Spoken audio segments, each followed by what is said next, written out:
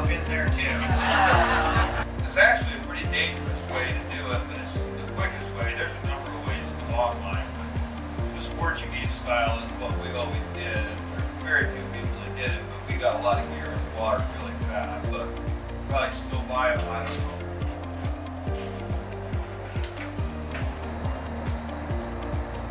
That was curved back so far that it wasn't allowing it to catch the buoy. Okay, first thing we got, he's going to throw these buoys in there, and then he's going to hand coil his buoy line. But when we get to the hooks,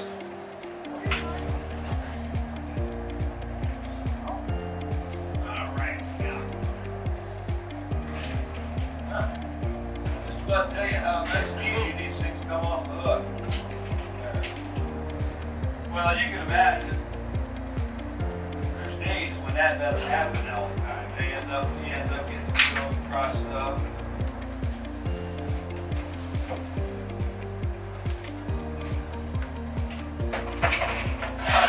Alright, that went over without a hitch. That's nice. Just like that. That right there is the quill rockfish, one of about 50 different kinds of rockfish up here in southeast Alaska, all of which are delicious to eat. All of them have these large quills or spines up on their back, the quillback having the largest, hence the name quillback. Now these spines, they contain a toxin or a venom in that spine. That's not enough venom to kill you. So I like to say, when you poke one in your hand, it just enhances the whole experience. It is an unpleasant experience at that. You can see that as his defense mechanism. A fish is not going to want to come up behind that and bite into it. Not very many animals out there in the ocean that'll mess with these guys just because of those spines. What is called a swim bladder. In depth of water we brought them up for, that bladder's been damaged. We let them go, they're just not going to make it. They're not going to go to waste. In order to catch the crabs that we want to share with you folks today, we need crab bait. This guy does have a future here today. It's just not looking real good for him. And this was actually quite a rare one. This is the blue tongue quillback. I have not seen too many.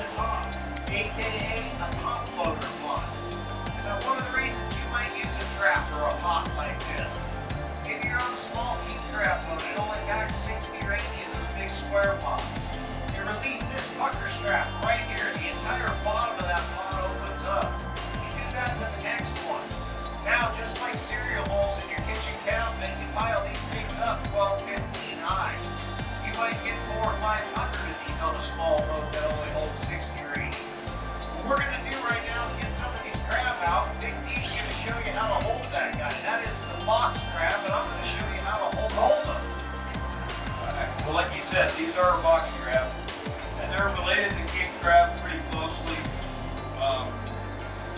They're way cooler in my opinion. I think they're the coolest crab we catch. I mean, just little butters can do it all. When they're closed up, they look like little rocks. They're out. They're like transformers. They do everything. And when you guys are holding, what you're gonna do is you're gonna put a couple fingers down here around their belly band, and a thumb on their back, and just hold them like a sandwich. That's simple. From up by the legs like this, hold them just like that. If they do get you, do not panic. Your natural instinct is to tear your finger out of that claw. It is serrated. You're just going to create more damage by doing that. It will hurt. He'll apply some pressure. He will release. It works best if you just kind of grin and bear it for a moment. Actually, it works even better if you bear it and I'll grin for a moment. All right, the chains are down, folks. Come on out. Let's hold the crowd. Get our picture taken with one. Hey, you ready, Mike? It's just like handlebars on the right. Grab him by the handlebars and you're not going anywhere. Don't let it go to handlebars and you're safe. Okay, all the way to Alaska. Let Mom show you there. You can hold one. Really?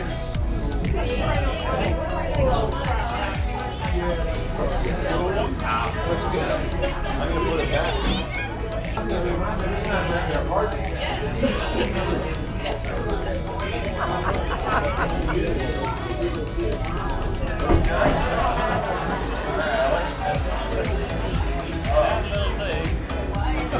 It's yours.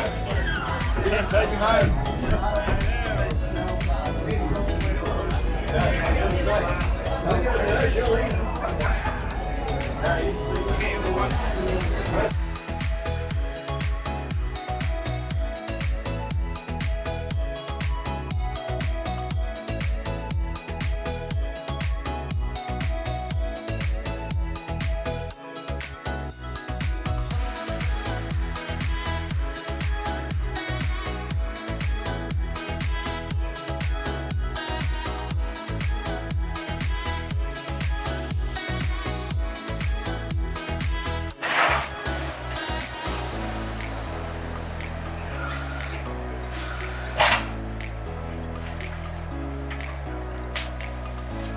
Nothing to it.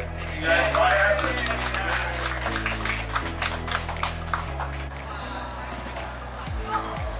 That is a golden Alaskan king crab. Now there is 3 species of king crab up here in Alaska. There's the blue king crab. He prefers a gravelly, sandy type of water. There's a red king crab. He prefers a muddier, sandy type of water.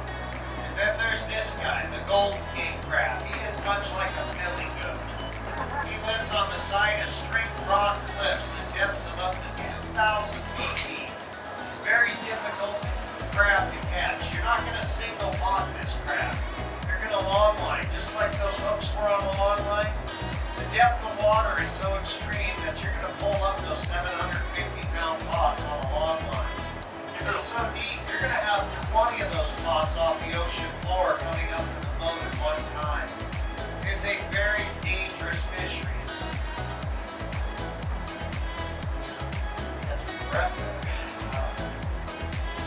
Now these guys are going to do something once a year. They're a pretty amazing animal. This one is a male. I can tell that by looking at his tail right here. Triangular shaped tail represents a male. If it was a female, she'd have a large fan-shaped tail or abdomen. That is where she carried her eggs, is up underneath that tail. Now a mature female is going to carry about 300,000 eggs up underneath that tail. That's a pretty impressive number to get this number. Only 1/10 of 1% are going to survive to become mature king crab. Due to that high mortality rate, the state of Alaska takes the retention of female king crabs very seriously. You come in and start delivering your crab, 50,000, 60,000 pounds, they start finding females in the tank. You're going to get a fine for each and every one of those crabs. First one's going to start at about $2,500. The Berring Sea right now, we're going to haul up one of those 750-pound crab pots. Like 50 said, there's a reason those crab are in that tank. We didn't want to do this empty, so we put some bait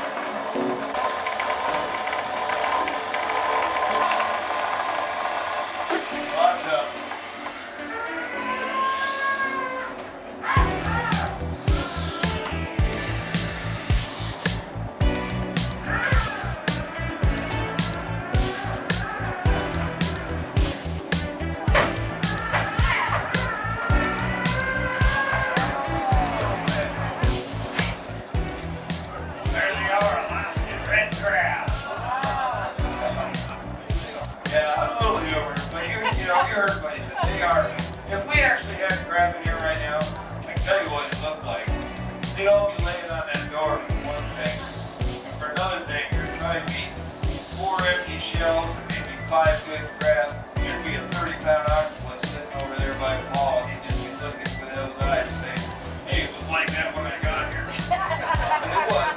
It's a feast for them. They just eat it up. But this did give us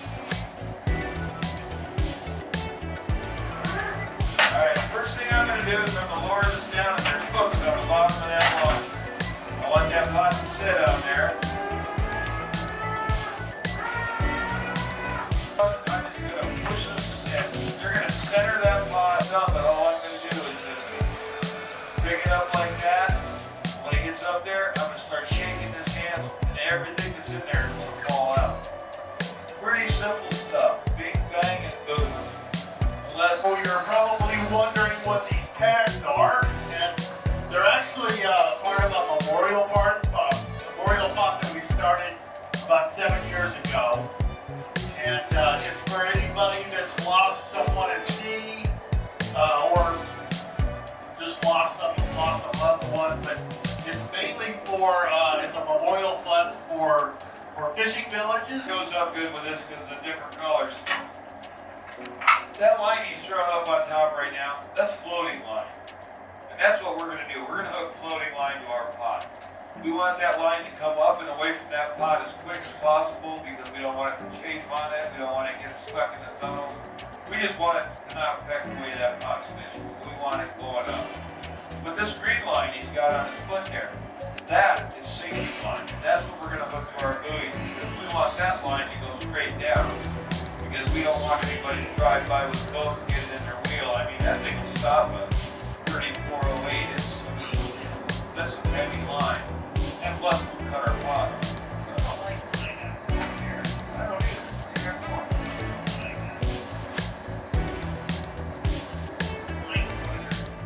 It works, but it doesn't work against me. No, I think when we make thread out of black tape, that's how it is. But that's standard procedure too.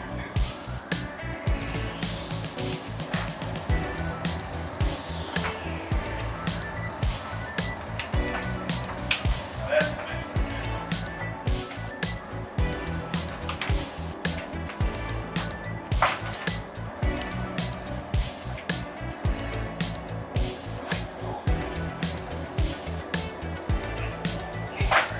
See, I think he's golden, but I'm not gonna touch his lever until he says he's golden.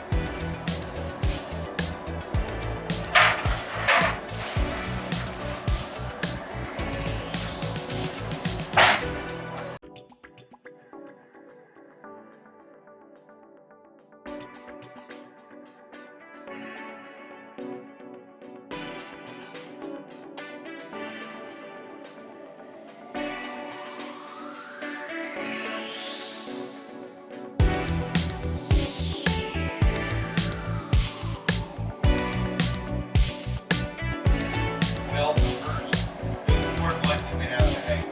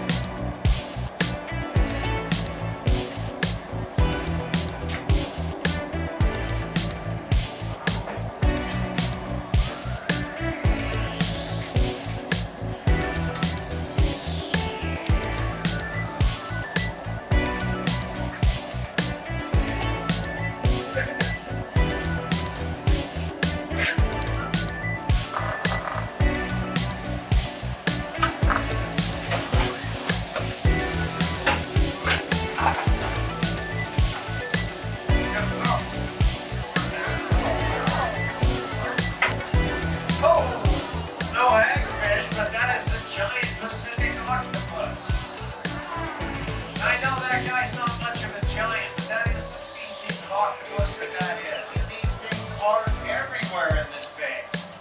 These are highly intelligent animals. They are our nemesis. Scientists have studied this animal, placed it in a maze-like setting. It's taken the octopus several hours to figure his way through the maze, making many mistakes along the way. When they complete the maze, they'll take them out of the maze, put them back in an aquarium for a couple of days. When they reintroduce that octopus to the same maze, he will quickly navigate through it without making one mistake. That is what makes him our nemesis. When he finds our crab pots with our crab in it, he will come back night after night to eat the show. The owners decided a long time ago, if you're going to eat the show, you got it. You're going to become part of the show. When we catch them, and we do all the time, we bring them over here. We place them in these barrels. Basically a little time out, let them think about what they're going to do. I know what he was trying to do. Then after we share them with you folks, and we catch them all the time, we release them a couple days later, and we put a new one in. This is basically a little time out, let them think about what they've done in show pots. When we do release them, we release them to a different area in the bay, where hopefully they don't find their way back to those crab pots. We got to recognize an octopus a few years ago. We nicknamed it Hank. Hank had a sharp leg. We saw Hank that summer 7 times in the show pots, eating his nuts all you can eat buffet. He kept coming back. We'd run him all around the bay and drop him off. He'd still keep coming back. Now the gestation period for this animal is about 180 days. What the female's going to do is she's going to find a deep dark den or cave. She's going to go in there, lay her eggs. She's going to constantly monitor those eggs, blowing clean water on them. She's not going to leave that den for the 180 days. When they hatch and they come out of the den, she's going to leave the den for the first time.